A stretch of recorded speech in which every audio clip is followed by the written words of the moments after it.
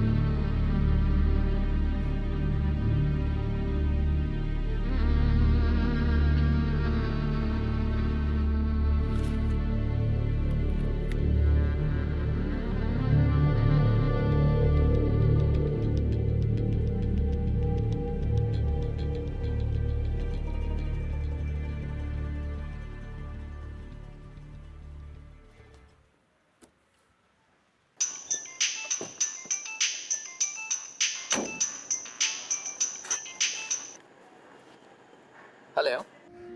Hello, আমি তিতলি বলছি। Titli? Intuition বলে তাহলে সত্যিই কিছু আছে। কেন বলছেন?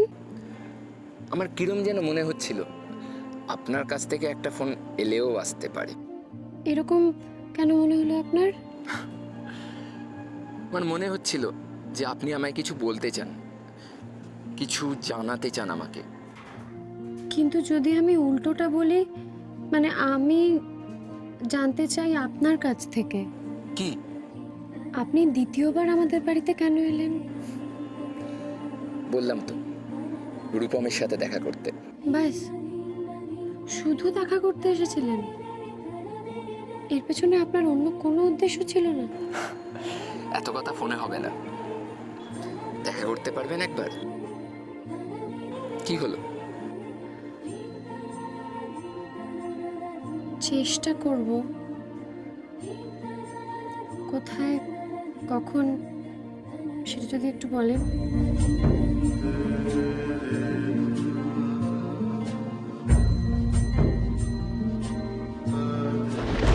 ঠাকুরমশাইয়ের ওরকম চেহারা আগে কখনো দেখিনি। না না, তুমি যতই আজগুবি বলে উড়িয়ে দাও, সেই থেকে আমার মনের মধ্যে একটা ডাক ডাকছে। মনে হচ্ছে অদৃষ্টির সাথে লড়াই করতে গিয়ে আমরা যেন একটা অমঙ্গল ডেকে আনছি। তুমি আমায় কি করতে বলো? নিজের কানেই তো শুনলে ঠাকুরমশাই কি বললেন। সুপ্রিয়র সাথে দুর্গার বিয়ে হওয়ার নয়, আর দুর্গা নিজেও তা চায় না। আমি বলি কি, ওদের সঙ্গে কথাবার্তা তুমি আর বাড়িও না, এই বিয়ে তুমি ভেঙে দাও। আমিও তো বাবা জয়া, আমারও তো এই একটি মাত্র মেয়ে।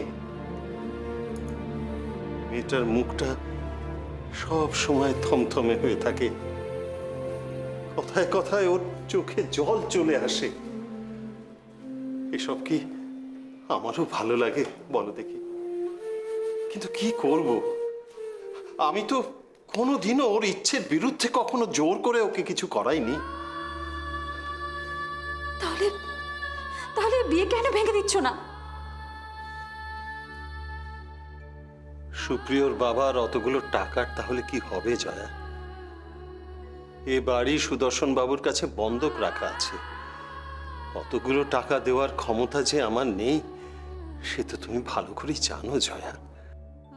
নিজের ছেলের সঙ্গে দুর্গার বিয়ের সম্বন্ধ এনে সুদর্শন বাবু সেই টাকা মাফ করে দিয়েছেন। এখন আমি যদি এই বিয়ে ভেঙে দিই তাহলে কি তিনি আমাদের ছেড়ে দেবেন ভেবেছো? আমাদের একেবারে ভিটে ছাড়া করে ছাড়বেন। এই গ্রাম ছেড়ে চলে যাওয়া ছাড়া আমাদের আর কোনো গত্যন্তর থাকবে না। তাহলে কি হবে? কি জানি জয়া, আমি তো ভেবেচিন্তে কোনো কুল কিনারা দেখতে পাচ্ছি না।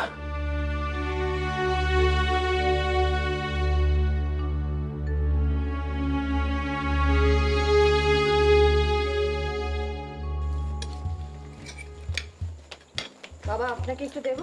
না মা, আমার লাগবে না। দেবো? No thank you.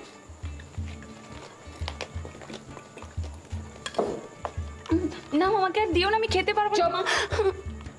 চিংড়ির মতন চেহারা করেছিস, চুপচাপ খেয়ে উঠে যাবি। এতটা অসম্ভব। মা না, প্লিজ। খাবার নিয়ে ওরকম করতে নেই মা। মেয়ে মানুষের সবকিছুর সঙ্গে মানিয়ে চলতে শিখতে হয়। ও আর ছেলেরা বুঝি মর্জি মতো খেতে পারে? জেঠু প্লেটটার দিকে একবার দেখো। শোন একটা কথা বলি তোকে, এসব খাবার খেলে না পুরুষদের তেজটাই কমে যায়। আচ্ছা তোকে বলে কি লাভ?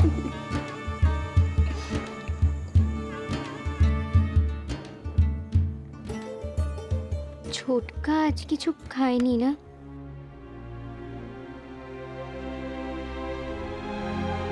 না রে, আমি ওকে ভুলিয়ে ভালিয়ে এক গ্লাস দুধ আর কয়েকটা বিস্কিট খাইয়ে এসেছি। তুমি আর কতদিন খাই দেবে দাদু? ছোটকা তো কানাইদাকে ছাড়া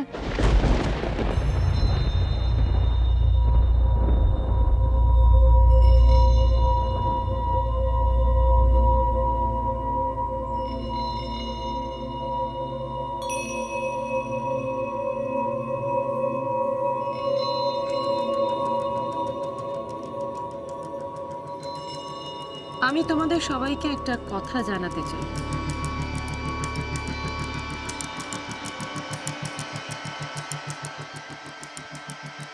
আমি রূপমের